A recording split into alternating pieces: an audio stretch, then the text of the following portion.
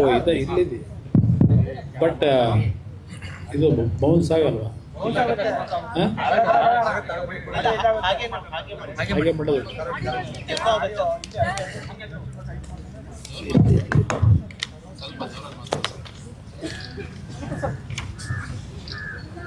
ಆತ್ಮೀಯ ಮಾಧ್ಯಮದ ಮಿತ್ರರಿಗೆ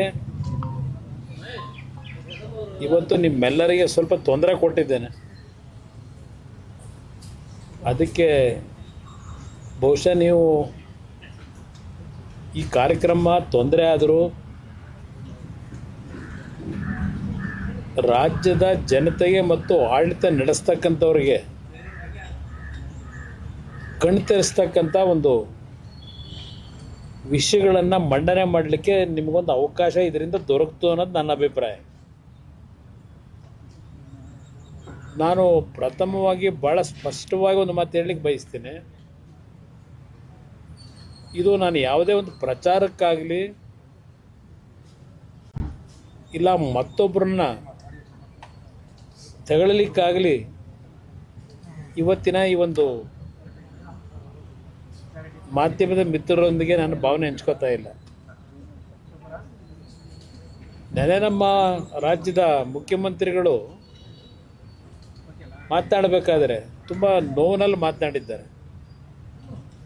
ನಮಗೂ ಸಹ ಹೇಳಿದ್ದಾರೆ, ನೋವು ಪಟ್ಕೊಳ್ಳೋದಾಗಲಿ ಮತ್ತಿನ್ನೇನೋ ಪದಬಳಕೆ ಮಾಡ್ಕೊಂಡು ಹೇಳಿದ್ದಾರೆ, ನೋವು ಪಟ್ಕೋಬೇಡಿ ಅಂತ. ರಾಜ್ಯದಲ್ಲಿ ಈ ರೀತಿಯ ಒಂದು ಘಟನೆಗಳು ನಡೀತಾ ಇದ್ದಾಗ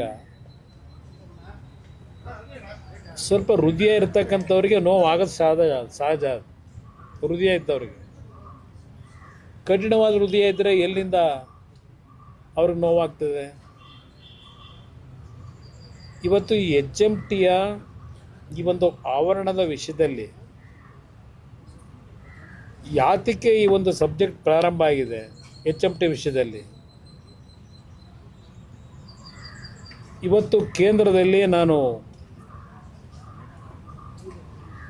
ನರೇಂದ್ರ ಮೋದಿ ಅವರ ಒಂದು ನಾಯಕತ್ವದಲ್ಲಿ ಮಂತ್ರಿ ಆಗ್ತಕ್ಕಂಥ ಒಂದು ಅವಕಾಶ ಕೊಟ್ಟಿದ್ದಾರೆ. ಅದು ನನಗೆ ಕೊಟ್ಟಿರ್ತಕ್ಕಂಥ ಇಲಾಖೆಗಳು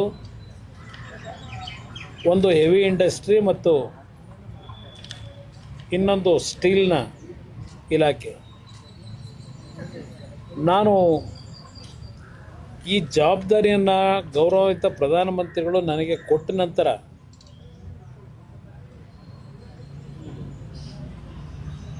ನಾನು ಪ್ರಮುಖವಾಗಿ ಒಂದು 2-3 ನಿರ್ಧಾರಗಳನ್ನು ಮಾಡಬೇಕು ಅಂತ ಪ್ರಯತ್ನಪಟ್ಟು 2 ವರ್ಷದಿಂದ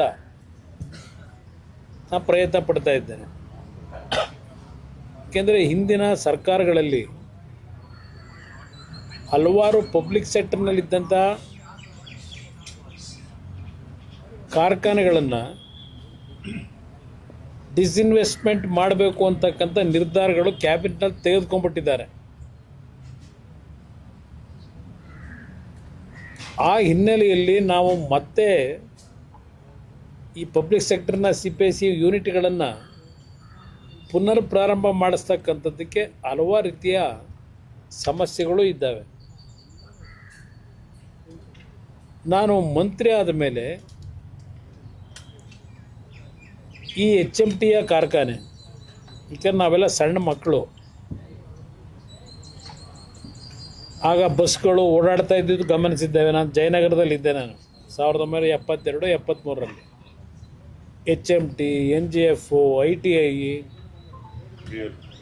BEL ಈ ಬಸ್ಗಳು ಬೆಳಗ್ಗೆ 4:30-5 ಗಂಟೆಗೆ ಪ್ರಾರಂಭ ಆದರೆ ಅವತ್ತು ನಮ್ಮ ಬೆಂಗಳೂರು ನಗರದಲ್ಲಿ BMTCಯ ವ್ಯವಸ್ಥೆಗಳಿರಲಿಲ್ಲ.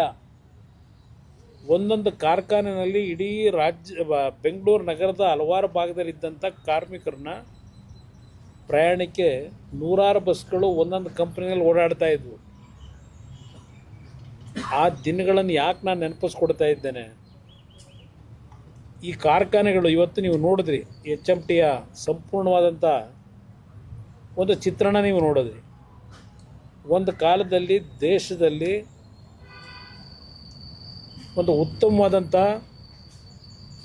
ಕಾರ್ಖಾನೆ ಅಂತಕ್ಕಂಥ ಹೆಸರು ಇಲ್ಲಿ ಏನು ಪ್ರಾರಂಭ ಆಯಿತು, ಇಲ್ಲಿಯ ಕಾರ್ಮಿಕರ ದುಡಿಮೆಯಿಂದ ದೇಶದಲ್ಲಿ 5 ಭಾಗದಲ್ಲಿ ಹೊಸ ಕಾರ್ಖಾನೆಗಳನ್ನು ಇಲ್ಲಿ ಸಂಪಾದನೆ ಮಾಡಿದಂಥ ಬಂಡವಾಳದಲ್ಲಿ ಕಟ್ಟಿದ್ರು. ಒಂದು ಪಿಂಜೋರ ಅಂತೇಳಿ ಹರಿಯಾಣದ ಹತ್ರ, ಇನ್ನೊಂದು ಅಜ್ಮೀರ್ನಲ್ಲಿ, ನಮ್ಮ ಕೇರಳದಲ್ಲಿ ಕಾಲಮಸೂರಿ, ಹೈದರಾಬಾದ್ನಲ್ಲಿ, ಹೀಗೆ 6 ಭಾಗದಲ್ಲಿ ಇಲ್ಲಿ ದುಡಿಮೆ ಮಾಡಿದಂಥ ಹಣದಿಂದ ಕಟ್ಟಿದ್ರು, ಬಂಡವಾಳದಿಂದ. ಒಂದು ಕಾಲದಲ್ಲಿ ತುಂಬ ಅದ್ಭುತವಾಗಿ ನಡೀತಾ ಇತ್ತು. 25,000ಕ್ಕೂ ಹೆಚ್ಚಿನ ಕಾರ್ಮಿಕರಿದ್ದರು ಈ ಒಂದು HMTಯ ಸಂಸ್ಥೆಯಲ್ಲಿ. ಈಗ ನೀವು ನಮ್ಮ ವಾಚ್ ಫ್ಯಾಕ್ಟ್ರಿ ಇವತ್ತು ಪರಿಸ್ಥಿತಿ ಏನಾಗಿದ್ರೆ ನೋಡಿದ್ರೆ ಏನಾಗಿದೆ. ಇವತ್ತು ಆ ವಾಚ್ ಫ್ಯಾಕ್ಟ್ರಿ ಏನು ಮೈನ್ ವಾಚ್ ಫ್ಯಾಕ್ಟ್ರಿ ಇತ್ತು, ಮುಚ್ಚಿದ್ದಾರೆ. ಇವತ್ತು ಇಲ್ಲಿರ್ತಕ್ಕಂಥ ಕೆಲವು ಸಣ್ಣ ಪುಟ್ಟ ಕಾರ್ಮಿಕರು 100 ಜನ 150 ಜನ ಇದ್ದಾರೆ. ಈಗ ಅವ್ರಿಗೆ ಸಂಬಳ ಕೊಡಲಿಕ್ಕೆ ಆ ಕಾರ್ಖಾನೆ ಒಂದು ಕಡೆ ಮುಚ್ಚಿದ್ದಾರೆ, ಇನ್ನೊಂದು ಕಡೆ ಒಂದು 60-70 ಜನ ಆ ಒಂದು ವಾಚ್ಗಳನ್ನು ಅಸೆಂಬಲ್ ಮಾಡ್ತಕ್ಕಂಥದ್ದಕ್ಕೆ ಈಗಲೂ ಸಹ ಕೆಲಸ ಮಾಡ್ತಾ ಇದ್ದಾರೆ. ಅದನ್ನು ಮೇಯ್ನ್ ಫ್ಯಾಕ್ಟ್ರಿ ಏನಿತ್ತು, ಕೆಲವು ಫಿಲಮ್ ಶೂಟಿಂಗ್ಗಳಿಗೆ ಇದಕ್ಕೆ ಬಾಡಿಗೆ ಕೊಟ್ಟು ಇಲ್ಲಿ ಸಾಲ ಕೊಡಬೇಕಲ್ಲ, ಅವರ ಸಂಬಳ ಕೊಡಬೇಕಲ್ಲ. ಇವತ್ತು ಕಾರ್ಖಾನೆಗಳೆಲ್ಲ ಮುಚ್ಕೊಂಡಿದ್ದಾರೆ. ಈಗ ಇಲ್ಲಿ ಬರಬೇಕಾದ್ರೆ ಈಗ ನೋಡಿದ್ರಿ HMTಯ ಮೂಲ ಯಾವೊಂದು ಮೆಷಿನ್ ಟೂಲ್ಸ್ನ ಕಾರ್ಖಾನೆ ಬೀಗ ಹಾಕಿದ್ದಾರೆ. ಅದರಿಂದ ಈ ಒಂದು ಕಾರ್ಖಾನೆಗೆ, ಸಂಸ್ಥೆಗೆ ಒಂದು ಕಾಯಕಲ್ಪ ಹೊಸದಾಗಿ ಕಲ್ಪಿಸಬೇಕು ಅಂತೇಳಿ ನಾನು ತೀರ್ಮಾನ ಮಾಡಿದಾಗ ಇದನ್ನು ಏನಾದರೂ ಮಾಡಿ ದಾರಿ ತಪ್ಪಿಸ್ಬೇಕು ಅಂತಕ್ಕಂಥದ್ದಕ್ಕೆ ಈ ಸರ್ಕಾರದಲ್ಲಿ ನಿರಂತರವಾಗಿ HMT ಮೇಲೆ ಈ ಕಾರ್ಖಾನೆಯ ಏನೊಂದು ಭಾಗ ಇದೆ, ಇದು ಅರಣ್ಯ ಇಲಾಖೆಗೆ ಸೇರಿರ್ತಕ್ಕಂಥದ್ದು. ಅರಣ್ಯ ಒತ್ತುವರಿ ಮಾಡ್ಕೊಂಡಿದ್ದಾರೆ. ಕಾನೂನು ಪ್ರಕಾರ ಅರಣ್ಯ ಇಲಾಖೆಗೆ ಸೇರಬೇಕು ಅಂತ ಹೇಳಿ ಪ್ರತಿನಿತ್ಯ ಒಂದಲ್ಲ ಒಂದು ರೀತಿ ಈ ಭೂಮಿ ಒಡಿಲ್ತಕ್ಕಂಥದ್ದಕ್ಕೆ ಹೊರಟಿದ್ದಾರೆ. ಇಲ್ಲಿ ನಾನು ವೈಯಕ್ತಿಕವಾದಂಥ ಏನು ಇಂಟ್ರೆಸ್ಟ್ ಇಲ್ಲ ಇಲ್ಲಿ ನನಗೆ. ಮೊದಲನೇದಾಗಿ QSL ಸಂಸ್ಥೆ, ಯಾವ ಕುದುರೆಮುಖ ಐರನ್ನೂರು, ದೇಶದ ಡಿವಿಡೆಂಡು 3,800 ಕೋಟಿ ಕಟ್ಟಿದ್ದಾರೆ ಅಲ್ಲಿ QSL. ಯಾವ ಕುದುರೆಮುಖದಲ್ಲಿ ಅವರ ಆಕ್ಟಿವಿಟೀಸ್ ನಿಲ್ಲಿಸಬೇಕಾಯಿತು. 2016ರಲ್ಲಿ ಇದೇ ಸಿದ್ದರಾಮಯ್ಯನ ಸರ್ಕಾರ ದೇವದಾರಿ ಐರನ್ ಭಾಗನ ಅಲಾಟ್ ಮಾಡಿದ್ರು. ಇವತ್ತವರೆಗೆ ಆ ಸಂಸ್ಥೆಯಲ್ಲಿ ಪ್ರಾರಂಭ ಮಾಡಲಿಕ್ಕೆ ಆಗಲಿಲ್ಲ ಎಕ್ಸ್ಕವೇಷನ್ನ. ನಾನು ಮಂತ್ರಿ ಆಗಿ ಮೊದಲನೇ ಆದೇಶ ಮಾಡಿದ್ದು ಒಂದು 1,700 ಕೋಟಿ ವರ್ಕಿಂಗ್ ಕ್ಯಾಪಿಟಲ್ನ ಆ ಕುದುರೆಮುಖ ಸಂಸ್ಥೆ ಕೊಡಲಿಕ್ಕೆ ತೀರ್ಮಾನ ಮಾಡಿದ ತಕ್ಷಣವೇ ಅದ್ರ ಮೇಲೆ ಗದಾ ಪ್ರಹಾರ ಮಾಡಿದ್ರು. ಇವತ್ತಿನವರೆಗೆ ಅದನ್ನು ಮತ್ತೆ ನನ್ನ ಮೇಲೆ ಕೆತ್ತಕ್ಕೆ ಆಗಿಲ್ಲ.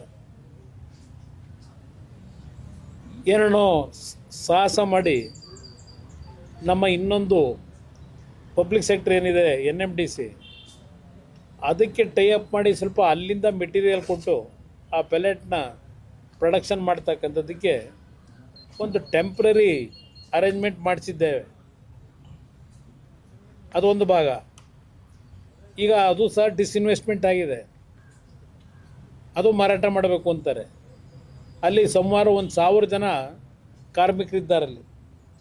ಅವರ ಭವಿಷ್ಯ ಏನಾಗಬೇಕು?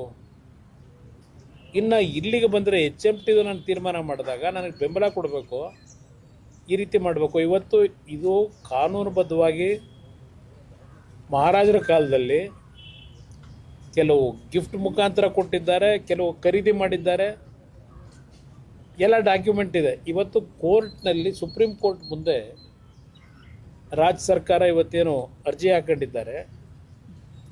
ನಾನು ಕೋರ್ಟ್ನ ಪರಿಮಿತಿಲಿ ಇರ್ತಕ್ಕಂಥ ಹಿನ್ನೆಲೆಯಲ್ಲಿ ಕಾನೂನಿನ ವಿಷಯಗಳ ಬಗ್ಗೆ ಚರ್ಚೆ ಮಾಡಲ್ಲ, ಅದರ ಅವಶ್ಯಕತೆ ಇಲ್ಲ ನನಗೆ. ಜನತೆಗೆ ಒಂದು ಮಾಹಿತಿ ಕೊಡೋ ದೃಷ್ಟಿಯಿಂದ ಇವತ್ತು ನಿಮ್ಮನ್ನೆಲ್ಲ ಕರೆಸಿರ್ತಕ್ಕಂಥದ್ದು. ಇವತ್ತು HMT ಅಷ್ಟು ಅದ್ಭುತವಾಗಿ ನಡೀತಾ ಇದ್ದಂಥದ್ದು ಹಂತ ಹಂತವಾಗಿ ಇವತ್ತಿನ ಪರಿಸ್ಥಿತಿಯಲ್ಲಿ ಏನು ಗ್ಲೋಬಲೈಸೇಷನ್ ಇದೆಲ್ಲ ಬಂತಲ್ಲ, ಹಲವಾರು ರೀತಿ ರಿಫಾರ್ಮ್ಸ್ಗಳು, ಎಕನಾಮಿಕ್ ರಿಫಾರ್ಮ್ಸ್ ಬಂದ ನಂತರ ಆ ಎಕನಾಮಿಕ್ ರಿಫಾರ್ಮ್ಸ್ಗಳು ತಂದ ಮೇಲೆ ನಮ್ಮ PSC ಯೂನಿಟ್ಗಳನ್ನು ಎಕನಾಮಿಕ್ ರಿಫಾರ್ಮ್ಸ್ನ ಹಿನ್ನೆಲೆಯಲ್ಲಿ ಯಾವ ರೀತಿ ಇದನ್ನು ಉಳಿಸ್ಬೇಕು ಅಂತಕ್ಕಂಥದ್ದು, ಇದಕ್ಕೆ ಸೆಕ್ಯೂರಿಟಿ ಯಾಕೆ ಕೊಡಬೇಕಾಗುತ್ತೆ, ನಾವು ಅದರ ಕಡೆ ಗಮನ ಕೊಡಲಿಲ್ಲ. ಪ್ರತಿಯೊಂದಕ್ಕೂ ಪ್ರೈವೇಟ್ ಸೆಕ್ಟರ್ ಮೇಲೆ ಡಿಪೆಂಡ್ ಆಗ್ತಾ ಹೋದ್ವು. ಒಂದು ಕಾಲದಲ್ಲಿ ಹಣ ಇಲ್ಲದೆ ಇರತಕ್ಕಂಥ ಸನ್ನಿವೇಶದಲ್ಲಿ ಈ PSUಗಳು ಸಾವಿರಾರು ಕುಟುಂಬಗಳನ್ನು ಬದುಕಿಸಿರ್ತಕ್ಕಂಥ ಸಂಸ್ಥೆಗಳಿವು. ಇದೆಲ್ಲ ಕಂಡು ನಾವು ಇದನ್ನು ಹಾಳು ಮಾಡಬಾರ್ದು ಅನ್ನೋ ಒಂದೇ ಉದ್ದೇಶದಿಂದ ಏನು ಕೈ ಹಾಕಿದ್ದೇವೆ. ಇಲ್ಲಿ ಯಾವೊಂದು ಕೆಲವು ಜಾಗಗಳನ್ನು ಈಗ ಈ ಮಂತ್ರಿ ಹೇಳ್ತಾ ಇದ್ದ, ಮಾಜಿ ಅರಣ್ಯ ಇಲಾಖೆ ಸಚಿವರು, ಈಗ ಪಂಚಾಯತ್ ರಾಜ್ ಮಂತ್ರಿಗಳಿದ್ದಾರೆ. 170 ಎಕರೆ ಲ್ಯಾಂಡ್ನ HMT ಅವರು ಮಾರಾಟ ಮಾಡಿಬಿಟ್ಟಿದ್ದಾರೆ. ಇದೆಲ್ಲ ಹೇಳಿದ್ದಾರೆ, ಆಪಾದನೆ ಮಾಡಿದ್ದಾರೆ. ಆಮೇಲೆ ಇದು ಈಗಲೂ ಫಿಸಿಕಲಿ ಯಾವೊಂದು ಅರಣ್ಯ ಇಲಾಖೆಗೆ ಸೇರಿದಂಥ ರೀತಿಯ ಒಂದು ಸ್ಟ್ರಕ್ಚರ್ ಇದೆ. ಈ ಅರಣ್ಯ ರೀತಿಯ ಒಂದು ಸ್ಟ್ರಕ್ಚರ್ನ ನಿಮ್ಮ ಅರಣ್ಯ ಇಲಾಖೆಯವರು ಮಾಡಿದ್ದಾರೆ, ಇದನ್ನು ಉಳಿಸಿದ್ದಾರಾ? ಯಾವ HMT ಕಾರ್ಖಾನೆಗೆ 1958-60ರಲ್ಲಿ ಕೆಲವು ತೀರ್ಮಾನಗಳಾಯಿತು. ಇಲ್ಲಿ ಎಲ್ಲ ರೀತಿಯ ಪರ್ಮಿಷನ್ಗಳನ್ನು ಈ ಕಾರ್ಖಾನೆ ಪ್ರಾರಂಭ ಆದಾಗ ಕೊಟ್ಟಿರ್ತಕ್ಕಂಥ ಒಂದು ಏರಿಯಾ ನ್ಯಾಯಬದ್ಧವಾಗಿ ಕೊಟ್ಟಿದ್ದಾರೆ. ಇದರಲ್ಲಿ ಯಾವುದೇ ರೀತಿಯ ಅಕ್ರಮಗಳಿಲ್ಲ. ಇದು ಇರ್ತಕ್ಕಂಥದ್ದು. ಇಲ್ಲಿ ಈಗ ಇತ್ತೀಚೆಗೆ ಕೆಲವು ತಕರಾರೇನು ತೆಗೆದಿದ್ದಾರೆ ಈ ಸರ್ಕಾರದಲ್ಲಿ. ಪಾಪ ಅರಣ್ಯ ಇಲಾಖೆ ಮಂತ್ರಿಗಳು, ಹಿಂದಿನ ಮಾಜಿ ಮಂತ್ರಿಗಳು ಹೇಳಿದ್ದಾರೆ, 15,000 ಎಕರೆ ಉಳಿಸಿದ್ದೇನೆ. ಕೋಲಾರದಲ್ಲಿ ಏನಾಗಿದೆ ನೋಡ್ತಾ ಇದ್ದೀನಿ, ನೀವು ಬೇರೆ ಕಡೆ ಉಳಿಸಿರೋದು ನೋಡೋಣ. ಕೋಲಾರದಲ್ಲಿ ಯಾವ ರೀತಿ ಉಳಿಸ್ಕೊಟ್ಟಿದ್ದೀರಿ ಅದು ಗೊತ್ತಿದೆ ನನಗೆ. ಇಲ್ಲಿ ಪ್ರಶ್ನೆ, ಈಗ 175 ಎಕರೆ ಹೇಳ್ತಾರಲ್ಲ, 175 ಎಕರೆ ಖಾಸಗಿಯವರಿಗೆ ಮಾರಾಟ ಮಾಡಿರ್ತಕ್ಕಂಥ ವಿಷಯದಲ್ಲಿ ಚರ್ಚೆ ಮಾಡಿದ್ರು. ಯಾರಿಂದ ಇದೆಲ್ಲ ಆಗಿರೋದು? ನಾನು ಮಾಡಿದ್ದೇನೆ. ಇವತ್ತು ಈ ಒಂದು ಕಾರ್ಖಾನೆಯ ಕೆಲವು ಭಾಗಗಳನ್ನು ಕರ್ನಾಟಕ ರಾಜ್ಯ ಸರ್ಕಾರದ ನೇತೃತ್ವದಲ್ಲೇ ಈಗೇನು ಹೇಳ್ತಾ ಇದ್ದಾರಲ್ಲ, ಬಿಡದಿ ಟೌನ್ಶಿಪ್ ಮಾಡ್ತೀವಿ ಅಂತ ಹೇಳಿ. ಬಿಡದಿ ಟೌನ್ಶಿಪ್ಪನ್ನು ನಾನು ಮಾಡ್ತಾ ಇರೋದು ಕುಮಾರಸ್ವಾಮಿಯವರ ಕನಸಿನ ಕೂಸೋದು. ನನಗೇನು ಇಂಟ್ರೆಸ್ಟ್ ಇಲ್ಲ. ಕನಸಿನ ಕೂಸನ್ನು ಇವತ್ತು ನಾನು ಬೆಂಗಳೂರು ನಗರ, ಬೆಂಗಳೂರು ದಕ್ಷಿಣ ಭಾಗವನ್ನು ವಿಶ್ವಕ್ಕೆ ಮಾದರಿಯಾಗಿ ನಾನು ಮಾಡ್ತೀನಿ. ನೆನೆ ಹೇಳಿದ್ದಾರೆ, ವಿಶ್ವಕ್ಕೆ ಮಾದರಿ ಮಾಡ್ತೀನಿ ಅಂತ. ನೀವು ಈ ರಾಜ್ಯದಲ್ಲಿ SM ಕೃಷ್ಣ ಅವರ ಸರ್ಕಾರದಲ್ಲಿ UD ಮಿನಿಸ್ಟರ್ ಆಗಿ, ಅರ್ಬನ್ ಡೆವಲಪ್ಮೆಂಟ್ ಮಿನಿಸ್ಟರ್ ಆಗಿ ವಿಶ್ವ ದರ್ಜೆಗೆ ಬೆಂಗಳೂರು ನಗರ ತೆಗೆದುಕೊಂಡು ಹೋಗಿರೋದು ಇಲ್ಲೇ ನೋಡ್ಬೋದು. ಈ HMT ಆವರಣದಲ್ಲಿ ವಿಶ್ವ ದರ್ಜೆಗೆ ಯಾವ ರೀತಿ ತೆಗೆದುಕೊಂಡು ಹೋಗಿದ್ದೀರಿ. ಯಾವುದೋ ವೆಲ್ಲಿಂಗ್ಟನ್ನು, ಪ್ರೆಸ್ಟೀಜು, ಬ್ರಿಗೇಡು ಅಲ್ಲ, ಹಲವಾರು ಇದ್ದಾವೆ ಇಲ್ಲಿ. ನೀವು ನೋಡಿದ್ರಿ ಬಿಲ್ಡಿಂಗ್ಗಳು. ನಮ್ಮ HMT 100 ಜನ, 1000 ಜನಕ್ಕೆ ಅನ್ನ ಕೊಟ್ಟಂಥ ಸಂಸ್ಥೆ. ಒಂದು ಕಡೆ ಬಿಲ್ಡಿಂಗ್ಗಳಲ್ಲಿ ಇರ್ತಕ್ಕಂಥ ಕಿಟಕಿಗಳು, ಪಟಿಕೆಗಳು ಎಲ್ಲ ಕಿತ್ಕೊಂಡು ಒಂದು ಕಡೆ ಅನಾಥವಾಗಿ ನನ್ನ ನೋಡ್ರಪ್ಪ ಅಂತ ಅಲ್ಲಿ ಆ ಬಿಲ್ಡಿಂಗ್ಗಳು ಅಳ್ತಾ ಇವೆ. ಇನ್ನೊಂದು ಕಡೆ ಬೃಹದಾಕಾರವಾಗಿ ಕಟ್ಟಿದ್ದಾರೆ ಇದೇ ಜಾಗದಲ್ಲಿ, HMT ಜಾಗದಲ್ಲಿ. ಯಾವ ಕಾಲದಲ್ಲಿ ಇವೆಲ್ಲ ನಡೀತು ಈಶ್ವರ ಖಂಡ್ರೆ ಅವರೇ? ನೀವು ಹೇಳ್ತಕ್ಕಂಥ ರೀತಿಯಲ್ಲಿ ಇವೆಲ್ಲ ಅರಣ್ಯ ಇಲಾಖೆಗೆ ಸೇರಿದ್ರೆ ಆ ಬಿಲ್ಡಿಂಗ್ಗಳನ್ನೆಲ್ಲ ಏನು ಮಾಡ್ತೀರಿ? ಈಗ ಪರ್ಮಿಷನ್ ಕೊಟ್ಟರೆ ಯಾರು ಆ ಬಿಲ್ಡಿಂಗ್ ಕಟ್ಟಲಿಕ್ಕೆ? ಆ ಜಾಗ ಕೊಡಬೇಕಾದ್ರೆ ಯಾರ್ಯಾರ ಪಾಲಿದೆ? ವಿಶ್ವದರ್ಜೆ ಮಾಡ್ತಕ್ಕಂಥ ಮಹಾನ್ ನಾಯಕರು, ಅವ್ರ ಪಾಲು ಎಷ್ಟಿದೆ? ನೀವು ರಾಜ್ಯ ಕಟ್ಟೋರು, ನಾವು ರಾಜ್ಯ ಹಾಳು ಮಾಡೋರು. ಇವತ್ತು ಈ ಕಾರ್ಖಾನೆಗೆ ಜೀವ ಕೊಡಬೇಕು ಅಂತ ಹೇಳಿ ಟೇಬಲ್ ಟು ಟೇಬಲ್ನಲ್ಲಿ ರಿಕ್ವೆಸ್ಟ್ ಮಾಡ್ತಾ ಇದ್ದೀನಿ. ಸುಮಾರು ಇಲ್ಲಿ ಕೆಲಸ ಮಾಡಿರ್ತಕ್ಕಂಥ ಕಾರ್ಮಿಕರಿಗೆ ಈಗಲೂ ಸಹ ಅವರಿಗೆ ಒಂದು ಔಷಧಿ ತಗೊಳ್ಳೋದಕ್ಕೆ ದುಡ್ಡಿಲ್ಲ. ಕುಟುಂಬದಲ್ಲಿ ಏನಾದರೂ ಹೆಚ್ಚು ಕಡಿಮೆ ಆಗಿ ವಯಸ್ಸಾಗಿರೋರಿದ್ದಾರೆ. 590 ಕೋಟಿ ಅವರಿಗೆ ಹಲವಾರು ರೀತಿಯ ಕಾರ್ಮಿಕರಿಗೆ ಫೆಸಿಲಿಟೀಸ್ ಕೊಡಬೇಕಾಗಿದೆ. ಪೆನ್ಷನ್ನು, ಮಗದೊಂದು, ಅದು ಏನೇನಿದೆ, ಗ್ರ್ಯಾಚ್ಯುಯಿಟಿ, 590 ಕೋಟಿ ಅವ್ರಿಗೆ ಕೊಡಬೇಕು ದುಡ್ಡನ್ನ. ನಾನು ಮಂತ್ರಿ ಆದಮೇಲೆ ಪಾಪ ಅವರಲ್ಲಿ ಏನೋ ಒಂದು ನಂಬಿಕೆ, ಒಂದು ಅಂತಿಮವಾಗಿ ನಮ್ಮ ಜೀವನಕ್ಕೆ ಬದುಕನ್ನು ಕೊಡ್ತಾರೆ ಅಂತಕ್ಕಂಥ ಒಂದು ನಂಬಿಕೆ ಮೇಲಿದ್ದಾರೆ ಅವರು, ಆ ಕಾರ್ಮಿಕರು.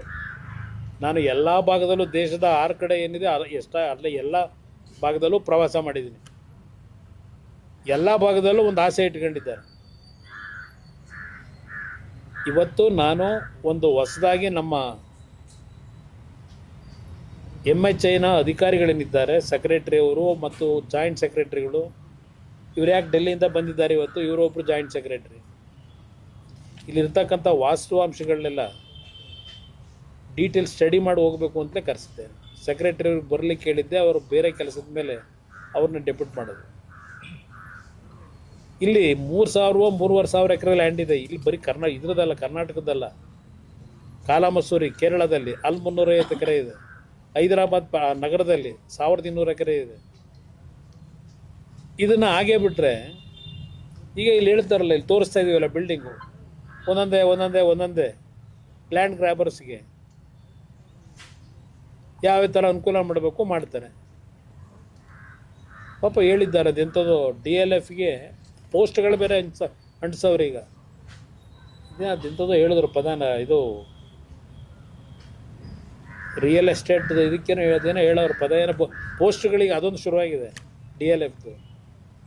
DLF ಬಗ್ಗೆ ಮಾತಾಡ್ತೀನಿ. ಈಗ ಬೇಡ, HMT ಶೇರ್ ಅದರಿಂದ ಆ ಸಬ್ಜೆಕ್ಟ್ ಬೇಡ, ಮಾತಾಡೋಣಂತ. ಸರ್, ಈಗ ಅಂದ್ರೆ ಎಂ ಕೃಷ್ಣ CM ಆಗಿದ್ದಾಗ DK ಶಿವಕುಮಾರ್ ಇದೆಲ್ಲ 174 ಎಕರೆ ವಿಲೇವಾರಿ ಆಗಿರೋದು ಆ ಪೀರಿಯಡ್ನಲ್ಲಿ. ಈಗಿನ ಮುಖ್ಯಮಂತ್ರಿಗಳು ಆಗ UD ಮಿನಿಸ್ಟ್ರು ಈ ಮಹಾನುಭಾವರು. ಕೋಆಪರೇಟಿವ್ನಲ್ಲಿ ಮಂತ್ರಿ ಆಗಿದ್ದು ಸ್ವಲ್ಪ ದಿವಸ ಇದ್ದರು. ಆಗೇನು ಮಾಡೋರು, NTI ಸೊಸೈಟಿದು ಆಮೇಲೆ ಒಂದು ಸಲ ಚರ್ಚೆ ಮಾಡೋಣ. NTI ಸೊಸೈಟಿ ಕತೆ ಅದೊಂದು ದೊಡ್ಡ ಕತೆ ಇದೆ. ಅದು NTI ಸೊಸೈಟಿದು, ಸಹಕಾರಿ ಸೊಸೈಟಿ. ಇಲ್ಲಿ ಯಾರ್ಯಾರಿಗೆ ಯಾರ್ಯಾವಾಗ ಸೇಲ್ ಆಗಿದೆ. ನಾನು ಮುಖ್ಯಮಂತ್ರಿ ಆದ ನಂತರ ನನ್ನ ಗಮನಕ್ಕೆ ಇದು ಬಂದಾಗ ನಾನು ಆದೇಶ ಮಾಡಿದೆ ಚೀಫ್ ಸೆಕ್ರೆಟರಿಗೆ, ಯಾವುದೇ ಕಾರಣಕ್ಕೂ HMTಯ ಭೂಮಿನ ಪರಭಾರೆ ಮಾಡೋದಾಗಲಿ, ರಿಜಿಸ್ಟ್ರೇಷನ್ ಯಾವುದೂ ಸಹ ಇನ್ನು ಮುಂದಿನ ದಿನಗಳಲ್ಲಿ ಮಾಡಬಾರ್ದು ಅಂತೇಳಿ ಆದೇಶ ಮಾಡಿದೆ. ಅದಾದ ನಂತರ ಮಾರಾಟಗಳು ನಿಂತಿದೆ. ಇದಿರ್ತಕ್ಕಂಥದ್ದು ಯಾವ ಬಿಲ್ಡರ್ಗಳು ಯಾರ್ಯಾರಿಂದ ಪಡೆದ್ರು ಅದು ಒಂದು ಭಾಗ.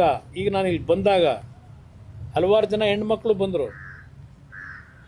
ಆ ಅಪಾರ್ಟ್ಮೆಂಟ್ಗಳನ್ನ ಅಸೋಸಿಯೇಷನ್ ಮೆಂಬರ್ಗಳ ಪ್ರೆಸಿಡೆಂಟ್ಗಳವರು ಅಲ್ಲಿ ಇವತ್ತು ಸಹ ಅವರೆಲ್ಲ ಕಷ್ಟಪಟ್ಟು, ಅದಕ್ಕೆ ಕಟ್ಟಿದವನು ಯಾವನೋ ದುಡ್ಡು ಮಾಡ್ಕೊಂಡ ಹೊಟ್ಟೋದ ಮಾರಾಟ ಮಾಡಿ. ಈಗ ಅವ್ರಿಗೆ ಇನ್ನೂ ಆ ಖರೀದಿ ಮಾಡ್ಕೊಂಡವರಲ್ಲ ಆ ಫ್ಲ್ಯಾಟ್ಗಳನ್ನ, ಅವ್ರ ಹೆಸರಿಗೆ ಇನ್ನೂ ಆಗ್ತಾಯಿಲ್ಲ. ಅದು ಏನೋ A ಖಾತಾ B ಖಾತಾ 5% 2% ಪೇಪರ್ ಅಡ್ವರ್ಟೈಸ್ಮೆಂಟ್ ಕೊಟ್ಟಿದ್ದು. ಇಲ್ಲಿ ಪಾಪ ಕಷ್ಟಪಟ್ಟು ಸಂಪಾದನೆ ಮಾಡಿ ಜೀವನದಲ್ಲಿ ಸ್ವಲ್ಪ ಹಣ ಉಳಿಸಿ ಏನೋ ಒಂದು ಫ್ಲ್ಯಾಟ್ ತಗೊಳ್ಳೋಣ ಅಂತೇಳಿ ಪಾಪ ಯಾರೋ ಅಮಾಯಕರು ತಗೊಂಡವ್ರೆ. ಈಗ ಅವರೆಲ್ಲ ಬಂದಿಲ್ಲ, ಅರ್ಜಿ ಕೊಡ್ತಾವ್ರು ನನಗೀಗ. ಪಾಪ ನೆನ್ನೆ ನಮ್ಮ ಮುಖ್ಯಮಂತ್ರಿಗಳು ಅದೇನೋ ಅಪಾರ್ಟ್ಮೆಂಟ್ಗಳ ಅಸೋಸಿಯೇಷನ್ ಅವರ ಸಭೆ ಬೇರೆ ಮಾಡಿದ್ರು. ಯಾವ ಉದ್ದೇಶಕ್ಕೆ ಮಾಡಿದ್ರೋ ಗೊತ್ತಿಲ್ಲ ನನಗೆ. ಯಾರು ಮಾಲೀಕತ್ವ ಹೊಂದಿದ್ದಾರೆ ಅವರಿಗೆ ಎಲ್ಲ ರೀತಿಯ ಸರ್ಕಾರದಿಂದ ಅನುಕೂಲ ಮಾಡಿಕೊಡ್ತೀನಿ ಅಂತ ಏನೋ ಒಂದು ಭಾಷಣ ಮಾಡಿರಬೇಕು. ನಾನು ನೋಡಿಲ್ಲ, ಆ ಭಾಷಣದ ಟೆಕ್ಸ್ಟ್ ನಾನು ನೋಡಿಲ್ಲ. ಎಲ್ಲ ಒಂದು ತುಣುಕು ಯಾರೋ ಹೇಳಿದ್ರು, ಈ ಥರ ಆಗಿತ್ತು, ನೆನ್ನೆ ಕರೆದಿದ್ರು ಮೀಟಿಂಗ್. ನಾನು ಇವ್ರ ಪಾಪ ಇಲ್ಲಿ ಹೇಳ್ತಾವ್ರಲ್ಲ, ಈಗ ನಿಮ್ಮ ಕಾಲದಲ್ಲಿ ಮಾರಾಟ ಮಾಡಿಸಿ ಸ್ಟೇಟ್ ಗೌರ್ಮೆಂಟ್ ತಗೊಂಡಿರೋ ಡಿಸಿಷನ್ನು ಅಂತ ಹೇಳ್ತಾರೆ. ಇಲ್ಲಿ ಅದು ಹೆಂಗೆ ತಗೊಂಡ್ರೂ ಗೊತ್ತಿಲ್ಲ ನನಗೆ. ಸೆಂಟ್ರಲ್ ಗೌರ್ಮೆಂಟಿಗೆ ಕೆಲವು ದೇಶದ ಗ್ರೋತ್ಗೆ ರಿಸರ್ಚ್ ಸೆಂಟರ್ಗಳಿಗೆ ಕೊಟ್ಟಿರೋದಕ್ಕೆ ನನ್ನ ತಕರಾರಿಲ್ಲ. ಇವತ್ತು ಹಲವಾರು ಕೇಂದ್ರ ಸರ್ಕಾರದ ಇಲಾಖೆಗಳು ಕೊಟ್ಟಿದ್ದಾರೆ. ಅದು ಇಲ್ಲಿ HMT ಮತ್ತು ಕೇಂದ್ರ ಸರ್ಕಾರದ ನಡುವೆ, ಏಕೆಂದರೆ ಕೇಂದ್ರ ಸರ್ಕಾರದ ಇನ್ವೆಸ್ಟ್ಮೆಂಟ್ ಇದೆ, ಅದು ನಾವೇನು ಮಾಡಲಿಕ್ಕಾಗಲ್ಲ. ಅವ್ರಿಗೆ ಬೇಕಾದಂಥ ಅವ್ರ ಇಲಾಖೆಗಳಿಗೆ ಕೊಟ್ಟಿರೋದು ಬೇರೆ, ಅದು ಕಾನೂನುಬದ್ಧವಾಗಿ ಮಾಡ್ಕೊಂಡಿರ್ತಾರೆ ಇಲಾಖೆ. ಇಲ್ಲಿ ಪ್ರೈವೇಟ್ನವ್ರಿಗೆ ಕೊಟ್ಟಿದ್ದಾರಲ್ಲ, ಯಾವ ಆಧಾರದ ಮೇಲೆ ಕೊಟ್ರಿ? ಸಿಂಗಾಪುರ ಮಾಡೋದಕ್ಕೆ ಇದಕ್ಕೆ ಅಲ್ವಾ ಕೊಟ್ಟಿರೋದು? ಆಗ 4 ವರ್ಷ ಸಿಂಗಾಪುರ ಮಾಡಿದ್ರಲ್ಲ. ಈಗ ವಿಶ್ವ ದರ್ಜೆಗೆ ಬೆಂಗಳೂರಿನ ಬ್ರ್ಯಾಂಡು, ಯಾವ ಬ್ರ್ಯಾಂಡ್ ಹಾಕ್ತೀನಿ? ಮಳೆ ಬಂತು, ಸದ್ಯ ಮಳೆ ಬರದೆ ರಸ್ತೆಗಳು ಒಂಚೂರು ಉಳ್ಕೊಂಡವೆ. ಈಗ ಈ ವರ್ಷ, ಹೋದ ವರ್ಷ ಬಂದಾಗ ಮಳೆ ಬಂದಿದ್ರೆ ಗುಂಡಿ ಹೋಗಿ ಲೆಕ್ಕ ಹಾಕಬೇಕಾಗಿತ್ತು. ಈಗ ಏನಪ್ಪ ಪ್ರವಾಸ ಮಾಡಿದ್ರು, ಹೋದ್ರು ಎಲ್ಲ ಕಡೆ ಬೆಂಗಳೂರು ನಗರದಲ್ಲಿ, ರಾತ್ರಿ ಎಲ್ಲ ಟಾರ್ಚ್ ಉಟ್ಕೊಂಡು ನೋಡಿದ್ರು. ಈಗ ಹೊಸ್ದಾಗಿ ಒಬ್ಬರು ಬಂದವ್ರು, ನಗರಸಭೆ ಬೆಂಗಳೂರು ನಗರ ಕ್ಲೀನ್ ಮಾಡೋಕ್ಕೆ ಬಂದವ್ರೆ. ಅದು ಯಾರನ್ನು ಕ್ಲೀನ್ ಮಾಡ್ತಾರೋ ಗೊತ್ತಿಲ್ಲ, ನೋಡೋಣಂತೆ. ಇದಕ್ಕೆ HMT ವಿಷಯದಲ್ಲಿ ಪದೇ ಪದೇ ಚರ್ಚೆ ಅನವಶ್ಯಕ. ಇವತ್ತು ನಾನು ನಿಮ್ಮನ್ನು ಕರೆಸಿದ್ದು ಅದಕ್ಕೋಸ್ಕರಲೇ. ಸುಪ್ರೀಂ ಕೋರ್ಟ್ನಲ್ಲಿ ಕೇಸ್ ನಡೀತಾ ಇದೆ. ಸುಪ್ರೀಂ ಕೋರ್ಟ್ ಮುಂದೆ ನಮ್ಮ HMTಯ ವಕೀಲರುಗಳೇನಿದ್ದಾರೆ, ಕಾನೂನಿನ ಅಡಿನಲ್ಲಿ ಇದನ್ನು ಉಳಿಸ್ತಕ್ಕಂಥದ್ದಕ್ಕೆ ಏನು ಮಾಡಬೇಕು ಅದಕ್ಕೆ ಅವ್ರು ಜವಾಬ್ದಾರಿ ತಗೋತಾರೆ. ಆದರೆ ಪದೇ ಪದೇ ಒಂದು ದೇಶದಲ್ಲಿ ಸಾವಿರಾರು ಜನಕ್ಕೆ ಅನ್ನ ಕೊಟ್ಟಂಥ ಈ ಒಂದು ಜಾಗವನ್ನು ನೀವು ಜನಗಳಲ್ಲಿ ಒಂದು ಕೆಟ್ಟ ಭಾವನೆ ಬರ್ತಕ್ಕಂಥ ರೀತಿಯಲ್ಲಿ ಮಾತನಾಡೋದು ನಿಲ್ಲಿಸಿ. ಇದನ್ನು ಭಾಳ ಸ್ಪಷ್ಟವಾಗಿ ಹೇಳ್ತೇನೆ. ಪಾಪ ನನಗೆ ಹೇಳಿದ್ದಾರೆ ಅವರು ಮಿನಿಸ್ಟ್ರು, ಎಂಥದ್ದು ಕಾರ್ಖಾನೆಗಳು ತನ್ನಿ, ಏನೋ ಸ್ಟೀಲ್ ಇಂಡಸ್ಟ್ರಿ ತನ್ನಿ. ಸದ್ಯ ಇರೋದನ್ನೇ ಉಳ್ಸೋಕೆ ಬಿಡ್ತಾ ಇಲ್ವಲ್ಲ, ಬೇರೆ ತರೋದು ಮಾಡೋದು ನೋಡೋಣ. ಇದನ್ನೇ ಇರೋದನ್ನೇ ಉಳ್ಸೋಕೆ ನೀವು ತಯಾರಾಗಿಲ್ಲ. ಈಗ ನಾನು ಮುಖ್ಯಮಂತ್ರಿಗಳಿಗೆ ಹೇಳ್ತೀನಿ, ಆ ಪಾಪ ಅಲ್ಲೆಲ್ಲೋ ಫ್ಲ್ಯಾಟಲ್ಲಿ ಅವರಲ್ಲ, ಕಾನೂನುಬದ್ಧವಾಗಿ ಅವ್ರು ಬದುಕಕ್ಕೆ ಏನು ಮಾಡಬೇಕು ಮಾಡಪ್ಪ. ಮಾಧ್ಯಮದ ಮುಂದೆ ಕೂತ್ಕೊಂಡ್ಬಿಟ್ಟು ಕತೆ ಹೇಳಿದ್ರಾಗಲ್ಲ. ಎಲ್ಲ ಮಾಡಿದ್ದೀರಲ್ಲ ಅವಾಂತರ, ಅವ್ರನ್ನೆಲ್ಲ ಬೀದಿಗೆ ತಂದಿಟ್ಟಿದ್ದೀರಿ, ಸರಿಪಡಿಸ್ಕೊಡ್ಬೇಕಲ್ಲ. ಪಾಪ ಹೆಂಗೂ ಬಂದಿದ್ದೀರಿ. ಈಗ ಆ ಜಾಗಗಳು ವಿಲೇವಾರಿ ಮಾಡ್ಬೇಕಾದ್ರೆ ನಿಮ್ದು ಎಷ್ಟು ಪಾತ್ರ ಇದೆ ಅನ್ನೋದು ಗೊತ್ತು ನಮಗೆ. ಬಹುಶಃ ಇಲ್ಲಿ ಕೆಲವ್ರು ಹೇಳ್ತಾರೆ, ಇಲ್ಲೂ ಕೆಲವು ಜಾಗ ಇನ್ನೂ ಇಟ್ಕೊಂಡವ್ರೆ ಅಂತ ಹೇಳಿ, ಅವರೇ ಮಾಡ್ಕೊಂಡವ್ರೆ ಅಂತ. ಅದರಿಂದ ಗೊತ್ತಿಲ್ಲ. ಅಲ್ಲಿ ಕಾರ್ಮಿಕ ಕೇಳಿ, ನನಗೇನು ಗೊತ್ತು? ರೆಕಾರ್ಡ್ ಇದ್ರೆ ನಾನು ಹೇಳ್ತಿದ್ದೆ. ನಾನು ಇದ್ರ ಬಗ್ಗೆ ನೋಡಿಲ್ಲ. ಇವತ್ತು ಬಂದಾಗ ನನ್ನ ಗಮನಕ್ಕೆ ತಂದರು. ಯಾರು ಬೇರೆ ಹೆಸರಿನಲ್ಲಿ ಮಾಡ್ಕೊಂಡಿರ್ತಾರೆ. ಬೇನಾಮಿಗಳು ಭಾಳ ಜನ ಅವರೇ. ಬೇನಾಮಿಗಳನ್ನೇ ಭಾಳ ಜನ ಇಟ್ಕೊಂಡವ್ರೆ. ಏನಣ್ಣ?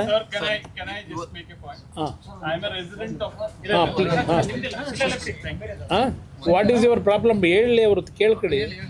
I'm a resident of Prestige Wellington Park. Okay. And one of my relatives, they want to buy a flat over there, but the registration is not possible. So I want to ask the Honorable Minister to make a solution to this. Better to go and meet Chief Minister. He is now announced.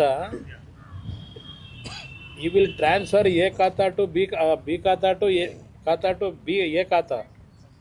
He publicized in all media. He has given rebate also. First he announced 5% to actually pay. That actually he has given 2%. He reduced it. You please go and ask him. Sir, ಈಗ ಈ HMT ಯಾವಾಗ ಕೊಟ್ರಲ್ಲ, document ಎಲ್ಲ ಇದೆ ಅಂತ ಹೇಳಿದ್ರೆ, ಮತ್ತೆ ಹೊರಗಡೆ ಅವ್ರು ಮಾಡ್ಕೊಂಡಾಗ HMT ಅವ್ರು ಏನ್ ಮಾಡ್ತಿದ್ರು? ಕೇಸ್ ಹಾಕಿ HMT ಆಗಿನ HMT ಇದ್ದಂಥ ವ್ಯಕ್ತಿಗಳು ಸಹ ಇವರ ಜೊತೆಯಲ್ಲಿ ಕಂಬೈಂಡ್ ಆಗಿದ್ದಾರೆ. ಸೆಂಟ್ರಲ್ ಗೌರ್ಮೆಂಟ್ ಅಧಿಕಾರಿಗಳಲ್ವಾ ಅವರೆಲ್ಲ? ಸೆಂಟ್ರಲ್ ಗೌರ್ಮೆಂಟ್ ಅಧಿಕಾರಿಗಳಿದ್ರೂ ಕೆಲವು ವಿಷಯಗಳು ಅಲ್ಲಿಗೆ ಮರೆಮಾಚಿ ಮಾಡ್ಕೊಂಡಿದ್ದಾರೆ. ಇದರ ಬಗ್ಗೆ ಒಂದು ದೊಡ್ಡ ಎನ್ಕ್ವೈರಿನೇ ಆಗಬೇಕು. ನಾನು ಈ ಹಿನ್ನೆಲೆಯಲ್ಲೇ ಕೇಂದ್ರದಲ್ಲಿ ಸಂಬಂಧಪಟ್ಟಂಥ ಕೆಲವು ಮಂತ್ರಿಗಳಿಗೆ ರಿಕ್ವೆಸ್ಟ್ ಮಾಡ್ತಾ ಇದ್ದೇನೆ. ಯಾವೊಂದು PSU ಯೂನಿಟ್ಗಳಲ್ಲಿ ಸಾವಿರಾರು ಎಕರೆ ಭೂಮಿ ಇದೆ, ಡಿಸ್ಇನ್ವೆಸ್ಟ್ಮೆಂಟ್ ಮಾಡಿದ್ದಾರೆ. ಬಟ್ ಆಸ್ತಿಗಳಿದೆಯಲ್ಲ, ಆಸ್ತಿಗಳನ್ನು ಉಳಿಸ್ತಕ್ಕಂಥದ್ರ ಕಡೆ ಗಮನ ಕೊಟ್ಟಿಲ್ಲ.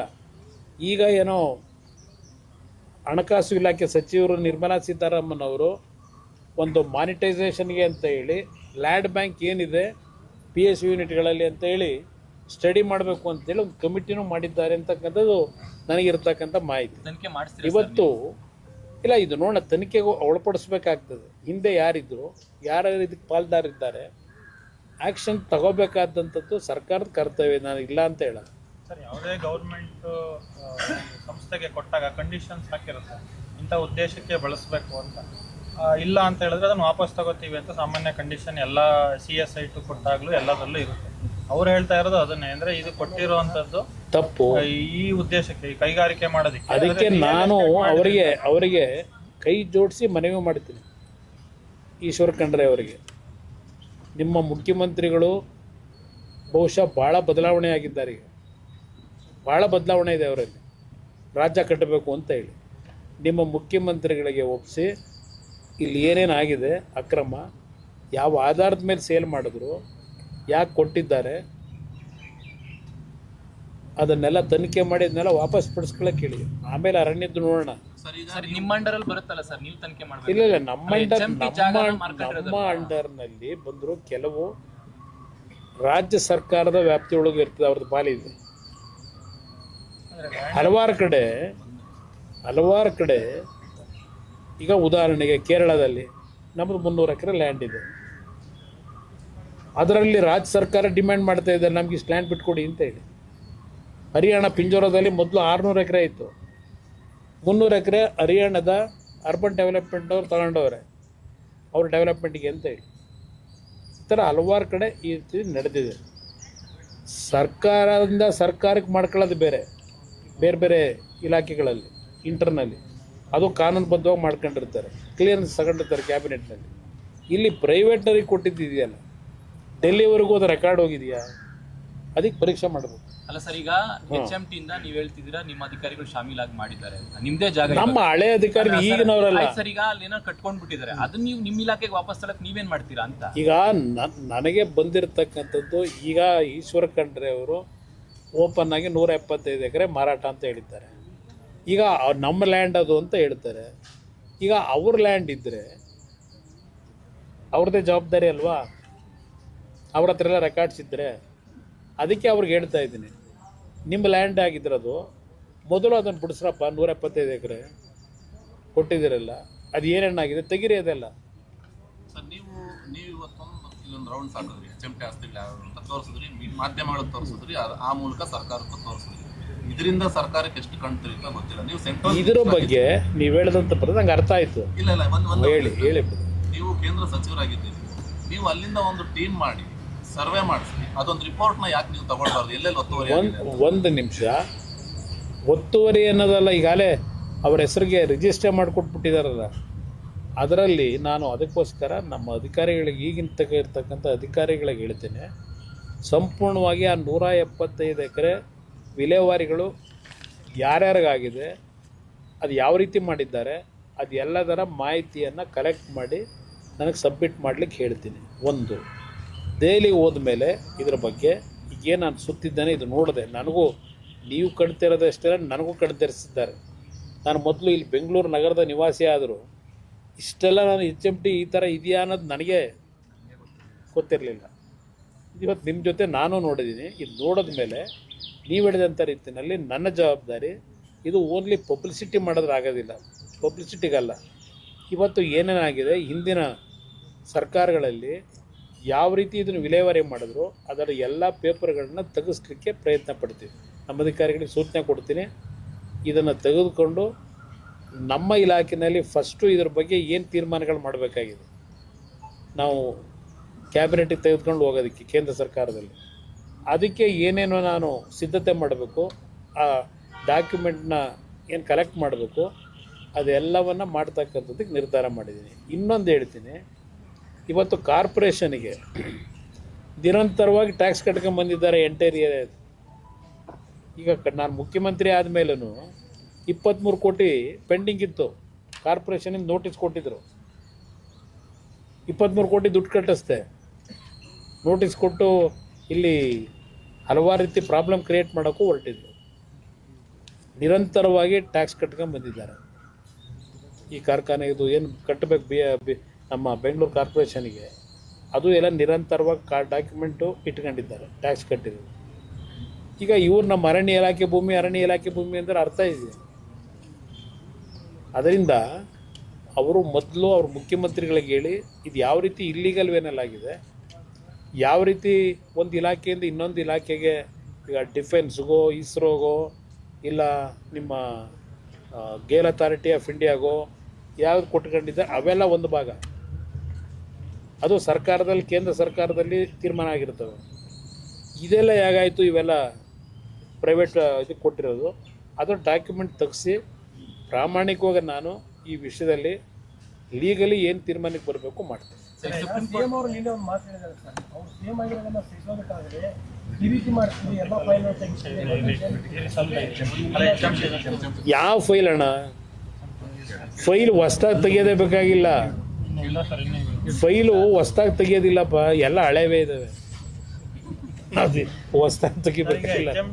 HMT ವಾಚಸ್ ಅನ್ನೋದು ಕಂಪನಿ ಅದು ಕ್ಲೋಸ್ ಆಗಿದೆ ಅನ್ನೋದು ಅವರು ಹೇಳಿದ್ರು, ಕ್ಲೋಸ್ ಆಗಿದೆ. ಈಗ ರಿವೈವ್ ಮಾಡ್ತೀನಿ ಅಂತ ಹೇಳ್ತಾ ಇದ್ದಾರೆ. ರಿವೈವ್ ಮಾಡ್ತೀನಿ ಅಂತ ಹೇಳಿದ್ರೆ ಅಫಿಷಿಯಲ್ ಆಗಿ ಕ್ಲೋಸ್ ಆಗಿರೋದನ್ನ ರಿವೈವ್ ಮಾಡೋದಕ್ಕೆ ಏನು ಡಿಸಿಷನ್ ಆಯ್ತು? ಸೆಂಟ್ರಲ್ ಗವರ್ಮೆಂಟ್ ಏನಾದರೂ ಇದಕ್ಕೆ ಒಂದು ನಿಮಿಷ ರಿವೈವ್ ಮಾಡಲಿಕ್ಕೇನೆ ಹಲವಾರು ರೀತಿಯಲ್ಲಿ ತೀರ್ಮಾನಗಳೇನಾಗಬೇಕು, ಪ್ರೋಸೆಸ್ಸು, ಆ ಪ್ರೋಸೆಸ್ಗೆ ಚಾಲನೆ ಕೊಟ್ಟಾಗಿದೆ. ಇದನ್ನು ರಿವೈವ್ ಮಾಡಲಿಕ್ಕೆ ಡಿಸ್ಇನ್ವೆಸ್ಟ್ಮೆಂಟ್ ಏನಾಗಿದೆ, ದೀಪಮ್ ಅಂತಕ್ಕಂಥದ್ದು ಒಂದು ನಮ್ಮಲ್ಲಿ ಕೇಂದ್ರ ಸರ್ಕಾರದಲ್ಲಿ ಒಂದು ಇಲಾಖೆ ಇದೆ. ಡಿಸ್ಇನ್ವೆಸ್ಟ್ಮೆಂಟ್ ಮಾಡ್ತಕ್ಕಂಥದ್ದು ಆ ಇಲಾಖೆಯಲ್ಲಿ ತೀರ್ಮಾನ ಮಾಡಿರ್ತಾರೆ, ಕ್ಯಾಬಿನೆಟ್ನಲ್ಲೂ ಅಪ್ರೂವ್ ಆಗಿರುತ್ತೆ.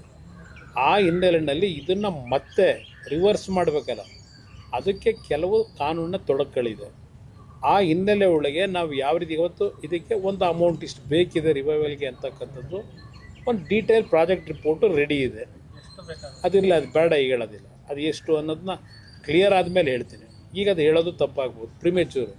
ಇದಕ್ಕೆ ಈಗಾಗಲೇ ಒಂದು ವರ್ಷದಿಂದ ಎಲ್ಲ ರೀತಿಯಲ್ಲಿ ಇದಕ್ಕೆ ನಾವು ಈ ಸಂಸ್ಥೆನ ಉಳಿಸ್ಲಿಕ್ಕೆ, ಪುನಶ್ಚೇತನಗೊಳಿಸ್ಲಿಕ್ಕೆ, ಬರೀ ಬೆಂಗಳೂರದಷ್ಟೇ ಅಲ್ಲ, ಕೇರಳದಿರ್ಬೋದು, ಹೈದರಾಬಾದ್ ಇದನ್ನೆಲ್ಲ ಉಳಿಸ್ಲಿಕ್ಕೆ ಏನು ಮಾಡಬೇಕು ಅನ್ನೋದು ಪೂರ್ಣ ಒಂದು ಮಾಹಿತಿಯನ್ನು ನಾವು ಚರ್ಚೆ ಮಾಡಿ ಆರ್ಥಿಕ ಸಚಿವರಿಗೂ ಕೊಟ್ಟಿದ್ದೇವೆ.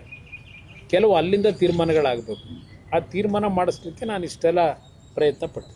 ಮತ್ತೆ ಭೂಮಿ ಮುಂದೆ ಹೈಕೋರ್ಟ್ ಆರ್ಡರ್ ಬಂದಿತ್ತಲ್ಲ 6ನೇ ತಾರೀಕು, ಏನು ಅರಣ್ಯ ಭೂಮಿ ವಿಚಾರ ಹೈಕೋರ್ಟ್ದಲ್ಲ, ಹೈಕೋರ್ಟ್ದಲ್ಲ, ಇವರು ಕೋರ್ಟ್ಗೆ ಇದು ಸಬ್ಮಿಟ್ ಮಾಡಿದ್ದಾರೆ. ಏನು 48 ಜನ ಹೆಸರಲ್ಲಿ ಆ ಭೂಮಿ ಸೇಲ್ ಆಗಿದೆ. ಅದೇ ರೀತಿಯಲ್ಲಿ ಕೂಡ ಯಾವ ರೀತಿಯಾಗಿ ಕ್ರಯ ಆಯಿತು, ಯಾರಿಂದ ಯಾರಿಗೆ ಬಂತು ಭೂಮಿ ಅಂತ, ಒಟ್ಟು 178 ಎಕರೆ.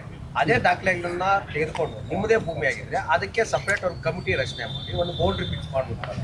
ಈಗ ನಾನು ಹೇಳ್ತಿರೋದೆಲ್ಲ ಪ್ರಧಾನ, ಈಗ ಸರ್ಕಾರ ಅವ್ರು ಹೇಳೋ ಪ್ರಕಾರ ಅವ್ರದ್ದಾದರೆ ಅವ್ರಿಗೇನು ಮಾಡಬೇಕು ಅನ್ನೋದು ಅವ್ರು ತೀರ್ಮಾನ ಮಾಡಬೇಕು. ಇಲ್ಲಿಗಲ್ಲಾಗಿ ಹಿಂದೆ ಮಾಡಿರ್ತಕ್ಕಂಥ ಒಂದು ಪ್ರಕರಣ ಇದ್ದರೆ ನಾವೀಗೇನು ತನಿಖೆ ಮಾಡಿ ಅಲ್ಲಿ ಯಾವ ಥರ ರಿಜಿಸ್ಟ್ರೇಷನ್ ಆಗಿದೆ, ಯಾವ ಆಧಾರದ ಮೇಲೆ ಮಾಡಿದ್ರು, ಕೇಂದ್ರ ಸರ್ಕಾರ ಒಪ್ಪಿಗೆ ಕೊಟ್ಟಿದ್ದಾರೋ ಇಲ್ವೋ, ಇದೆಲ್ಲ ನೋಡಿ ಆಮೇಲೆ ಅದರ ಬಗ್ಗೆ ಏನು ತೀರ್ಮಾನ ನಮ್ಮ ಇಲಾಖೆಯಲ್ಲಿ ಮಾಡಬೇಕು ಮಾಡಿ. ಅಲ್ಲ ಸರ್, ಇದು ನಿಮ್ಮ ಹೆಸರಲ್ಲಿ ಇದೆ ಅಂತ ನೀವು ಹೇಳಿದ್ರೆ ನನ್ನ ಹೆಸರಲ್ಲಿಲ್ಲ ಸರ್. HMT ಈಗ HMT ಜಾಗನೇ ಅದು ಅಂತ ಹೇಳ್ತಾ ಇದ್ದೀರಲ್ವಾ ಸರ್, ನೀವು ಅದನ್ನ ಮಾರಿರೋದು ಅಂತ. ನಿಮ್ ಅದನ್ನ ಮಾರಿರೋದನ್ನ ನೀವು ಅದನ್ನ ವಶಪಡಿಸ್ಕೊಳ್ಬೋದಲ್ಲ ಅಂತ ನಾನು ಹೇಳೋದು. ಒಂದು ನಿಮಿಷ ಬರದ ಇಲ್ಲಿ ವಶಪಡಿಸ್ಕೋಬೇಕು ಅಂದ್ರೆ ಸಡನ್ ಆಗಿ ಹೋಗ್ಬಿಟ್ಟು ನಾವೀಗ ನಮ್ಮ ಜಾಗ ಕೊಡಿ ಅಂತ ಹೇಳೋಕ್ಕಾಗತ್ತಾ?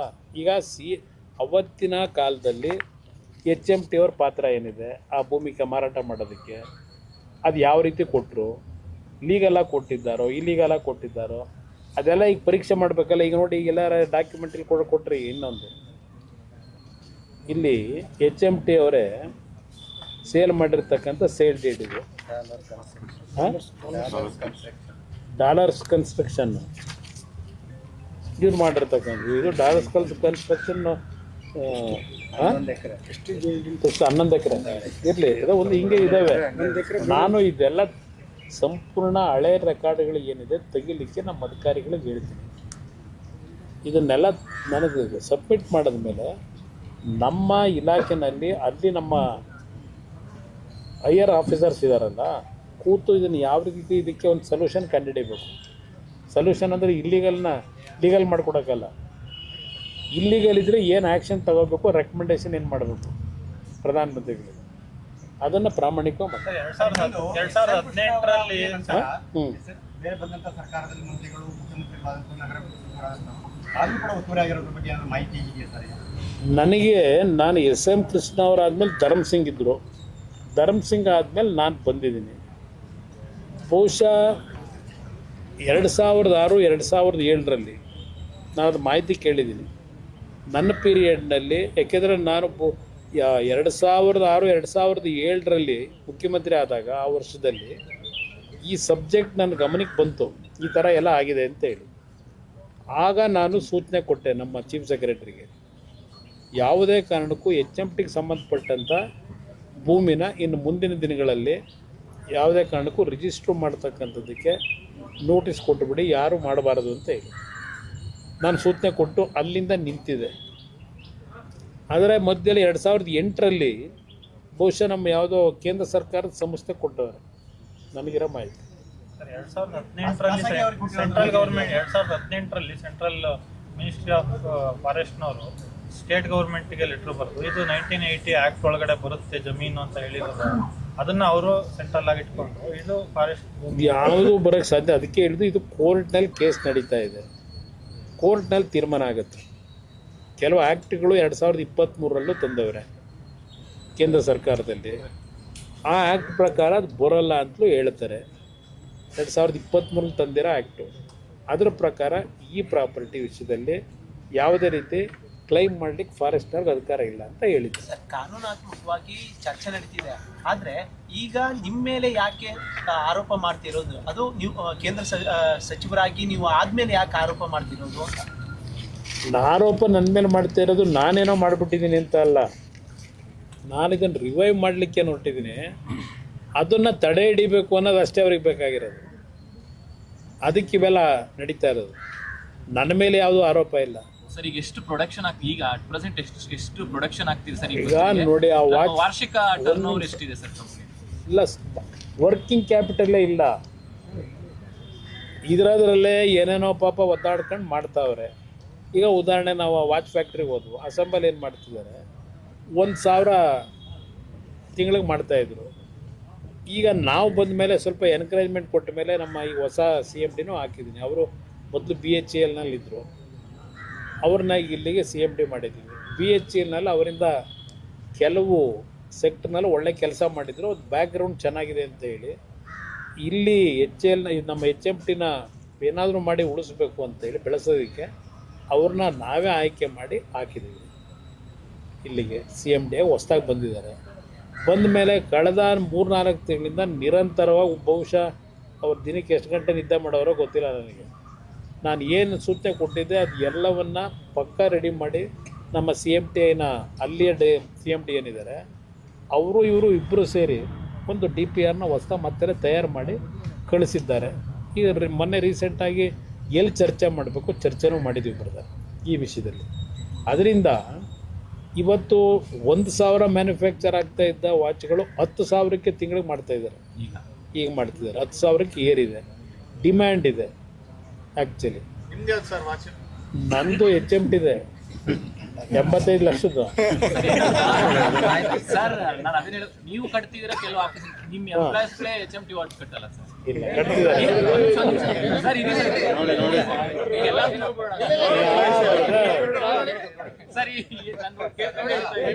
ಒಂದು 5-6 ಜನ ನಾನು ಕೇಳಿದೆ, ಅವ್ರು ಕಟ್ಟಿರ್ಲಿಲ್ಲ, ಅದೇ ಕೇಳ್ತಾ ಇದ್ದೀನಿ. ಇಲ್ಲ, ನಿಮಗೆ ಹೇಳಬೇಕು ಅನ್ನೋದಾದ್ರೆ ಒಂದು ಗಂಡು ಬೇರೆ ಈಗ ಗಂಡು ಬೇರಣ್ಣ ಅಂತಕ್ಕಂಥ ಒಂದು ಹೊಸ ಹೆಸರಿನಲ್ಲಿ ಮಾಡಿದ್ರು. ಮಾರ್ಕ್ ನಮಗೆ ಡಿಮ್ಯಾಂಡ್ನ ನಾವು ಪ್ರೆಷರ್ನ ಇದು ಮಾಡೋಕ್ಕಾಗಲಿಲ್ಲ, ನಾವು ರೀಚ್ ಮಾಡಲಿಕ್ಕೆ.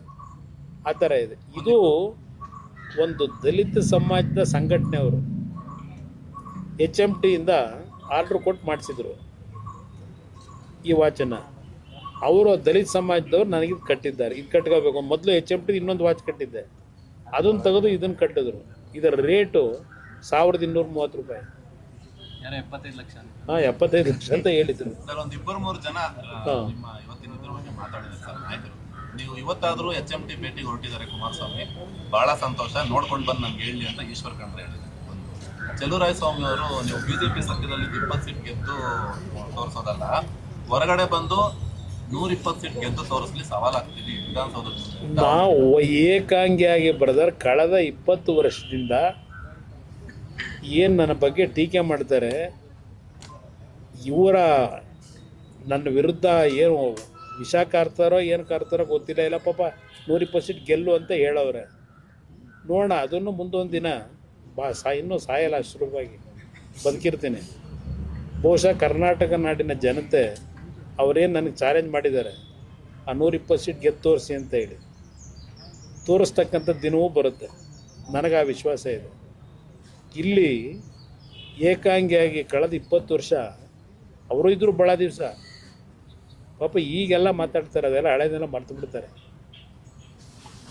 ಈ ಒಂದು ಪ್ರಾದೇಶಿಕ ಪಕ್ಷ ಕಟ್ಟೋದು ಎಷ್ಟು ಕಷ್ಟ ಅನ್ನೋದಕ್ಕೆ ಇನ್ನೂ ಉಳಿದಿದ್ದೀನಲ್ಲ, 18 ಸೀಟಾದರೂ ಗೆದ್ದಿದ್ದೀವಲ್ಲ, 18 ಸೀಟು 19 ಸೀಟ ಗೆದ್ದಿದ್ವಲ್ಲ ಇದರಲ್ಲಿ. ಇವತ್ತು ಮಮತಾ ಬ್ಯಾನರ್ಜಿ ಅಂತವರು 3 ಟರ್ಮು ಮುಖ್ಯಮಂತ್ರಿ, ನವೀನ್ ಪಟ್ನಾಯಕ್ 5 ಟರ್ಮ್ ಮುಖ್ಯಮಂತ್ರಿ. ಅವ್ರ ಸ್ಟ್ರಗಲ್ ನೋಡ್ತಾ ಇದ್ದೀನಿ. ಈ ಕಾಂಗ್ರೆಸ್ನೇ ತಗೊಳ್ಳಿ, ಪಾಪ ಅವ್ರಿಗೆ ಹೇಳ್ತೀನಿ, ಅದು ಯಾರೋ ನನ್ನ ಸ್ನೇಹಿತ ಹೇಳ್ದ ಅಂದ್ರಲ್ಲ, ಎಷ್ಟೋ ರಾಜ್ಯಗಳಲ್ಲಿ 0. ಕಾಂಗ್ರೆಸ್ ಪರಿಸ್ಥಿತಿ 30 ವರ್ಷದ ಇತಿಹಾಸ ಇರೋ ಪಕ್ಷ. ಎಲ್ಲೆಲ್ಲಿ ಯಾವ್ಯಾವ ರಾಜ್ಯದಲ್ಲಿ ಎಷ್ಟು ಗೆದ್ರು, ತಮಿಳ್ನಾಡಿನಲ್ಲಿ 5 ಸೀಟ್ ಗೆದ್ದು DMK ಅವ್ರಿಗೆ ಟೋಪಿ ಹಾಕಿ ಈಗ ಅಲ್ಲೆಲ್ಲ ಹೋಗಿ ಸೇರ್ಕೊಂಡವ್ರೆ. ಪಂಜಾಬ್ ಪರಿಸ್ಥಿತಿ ಏನಾಗಿದೆ, ವೆಸ್ಟ್ ಬೆಂಗಾಲಲ್ಲಿ ಎಷ್ಟು ಸೀಟ್ ಗೆದ್ದರು, ಬಿಹಾರದಲ್ಲಿ ಎಷ್ಟು ಸೀಟ್ ಗೆದ್ದರು, ಎಲ್ಲಿಗೆ ಬಂದು ನಿಂತವ್ರೀಗ? ನಾನಾದರೂ 20 ಸೀಟ್ ಗೆದ್ದಿದ್ದೀನಿ, ಒಂದು ಸಣ್ಣ ಪಕ್ಷ. ನೀವು ಹೇಳ್ರಪ್ಪ ರಾಷ್ಟ್ರೀಯ ಪಕ್ಷ, ನಿಮ್ಮ ಪರಿಸ್ಥಿತಿ ಏನಿದೆ? ಅದರಿಂದ 120 ಸೀಟ್ ಗೆಲ್ಲ ದಿನವೂ ಬರುತ್ತೆ. ಎಷ್ಟು ದಿವಸ ಸಹಿಸ್ತಾರೆ ರಾಜ್ಯದ ಜನ? ಬದಲಾವಣೆ ಆಗುತ್ತೆ, ಆ ಟೈಮ್ ಬಂದಾಗ ಮಾತಾಡಿ. ಸಿಎಂ ಅವರು ನಿಮ್ಮ ಮೇಲೆ ಗಂಭೀರ ಆರೋಪ ಮಾಡಿದ್ದಾರೆ ಸರ್. ಏನ್ ಬ್ರದರ್? ಒಕ್ಕಲಿಗ ಸಮುದಾಯದಿಂದ ಒಬ್ರು ಸಿಎಂ ಆಗಿದ್ದಾರೆ, ಅವ್ರಿಗೆ ಸಹಿಸ್ಕೊಳಕ್ ಆಗ್ತಾ ಇಲ್ಲ. ನೋಡಿ, HMT ಬಿಟ್ಟು ರಾಜಕೀಯ ಕೊಟ್ಟೋದ್ರಿ ಈಗ. ಅದಕ್ಕೆಲ್ಲ ಉತ್ತರ ಕೊಡೋಣ ಬ್ರದರ್. ಖಂಡ್ರೆ ಅವರು ನಿಮಗೆ ಅಭಿನಂದನೆ ಸಲ್ಲಿಸೋರು. ಏನಕ್ಕೆ? ಅಲ್ಲ, ಅವರು ನನಗೆ ಕಣ್ ತರಿಸಿರೋದಕ್ಕೆ ನಾನು ಅವ್ರಿಗೆ ಅಭಿನಂದನೆ ಸಲ್ಲಿಸ್ತೇನೆ. ಅವ್ರಿಗೊಂದು ಅಭಿನಂದನೆ. DK ಶಿವಕುಮಾರ್ ಅವರು ಭೂಮಿ ಹೊಂದಿದ್ದಾರೆ ಅಂತ ಹೇಳಿದ್ರಿ, ಸಂಬಂಧಪಟ್ಟಂಗೆ ಏನ್ ದಾಖಲೆ ಇದೆ ಸರ್? ಕೊಡೋಣ, ಎಲ್ಲ ಬನ್ನಿ, ಸ್ವಲ್ಪ ದಿವಸ ಟೈಮ್ ಇದೆ. ಎಲ್ಲ 174 ಎಕರೆಯಲ್ಲಿ DK ಶಿವಕುಮಾರ್ ಆಸ್ತಿ ಇದೆ ಅಂತ ಹೇಳಿ ನಮ್ಮ ಆರೋಪನ ಸರ್. ನಂದಲ್ಲ, ಇಲ್ಲಿ ಯಾರ ಮಾತಾಡ್ತಾರೆ? ಇಲ್ಲಿ ಕಾರ್ಮಿಕರಿದಾರಲ್ಲ, ಕಾರ್ಮಿಕರು ಹೇಳೋದು, ನಂದಲ್ಲ ಆರೋಪ.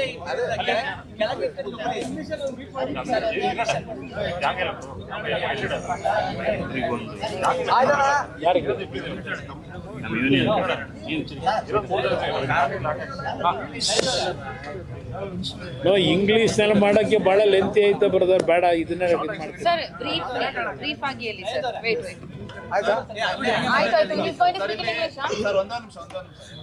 ಏನೋ ಕೇಳ್ತಿದ್ದಾರೆ. ಏನ್ ಬ್ರದರ್? ಮತ್ತೆ ಯಾವಾಗ